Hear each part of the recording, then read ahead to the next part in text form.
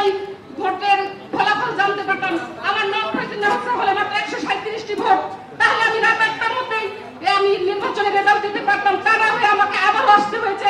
আমি কালকে রাতে অসুস্থ হয়ে যাওয়ার পর আমি বাসায় গিয়েছি, আমাকে এখান থেকে বলে দেওয়া হয়েছে রাত 4টার সময় আপনাকে দেখা হবে। আমি রাত্রে আর মোবাইল রেখা ঘুমাইনি, স্ট্রেসে আমার মাইগ্রেনের ব্যথা শুরু হয়ে গেছে, কখন আমাকে সিলেট ভবনে যেতে হবে। সকালবেলা সহকর্মী মৃত্যুর খবর আমি অসুস্থ হয়ে গিয়েছি, আমার প্রেশার লো হয়ে গেছে, আমিও তো মরে যেতে পারতাম। আপনারা কি এলাকার সহকর্মীর লাশের উপর চালিয়ে যাচ্ছেন? এই ভোট কাউন্টিং করতে পারবেন না, আপনারা মেশিন কেন কিনেছেন তাহলে? তাহলে